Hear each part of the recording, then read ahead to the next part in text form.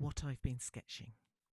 I've noticed I'm always drawn to roughly the same subjects, no matter where I am in the world. When I'm in towns and cities, I'm drawn to cosy interiors, think cafes, shops, and restaurants, with bonus points if there's a dog in the cafe or a cat in a window. But when I'm out in the countryside, I'm drawn to sketching the animals and the birds. Also, bonus points for sunbathing dogs. Last week we went for a walk around a tiny village called Ferneovaz. There are a few farms here with pigs and sheep, a tiny cafe, and a sprinkling of houses and two sets of resident storks. This village is well off the beaten track, definitely not on the tourist trail, and just the sort of place we like to explore. There's a sprinkling of other houses in the area, little white blocks punctuating the views of rolling hills. There are a couple with exteriors that I like to think hide luxury pools and interiors, much like the inside of the smuggler's house in Romancing the Stone. A common conversation topic that we return to is, could we imagine ourselves living here? One place caught our attention.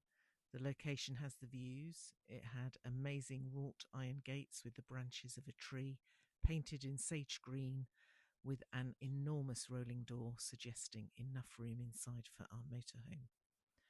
If it were up for sale, then who knows? But this is a conversation that we have learnt will never go anywhere, because we can't or don't want to settle down anywhere. But it's a fun game to play when we're on a long walk. We're met along this route by a curious goat. We're followed by pigs. And I sketch little scenes that catch my attention. So what happens to all these sketches and ideas? Do they go anywhere?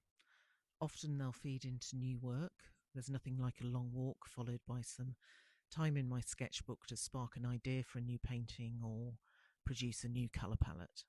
A lot of the time the sketches are just practice, a chance to jot things down I like the look of, and an opportunity to draw and paint without thinking about making them parts of other projects or how will these make me money.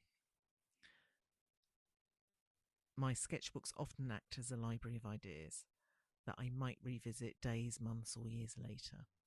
Although if I have an idea that excites me, I'm keen to start on it as soon as possible. And there's a reason why.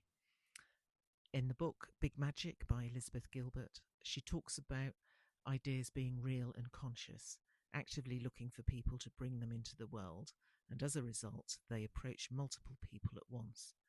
She gives an example of an outline for a book that both her and a friend of hers had. It was exactly the same. Her friend ended up abandoning the idea, but she completed her book. And this has happened to me. I've had a very clear idea of a painting. For one reason or another, I didn't act on the impulse to create. Several months later, I saw an almost exact copy of what I'd had in mind, painted by another artist. This might all be a bit too woo-woo for you, but if you're like me and find this just the right side of woo, then I absolutely recommend a read of the book.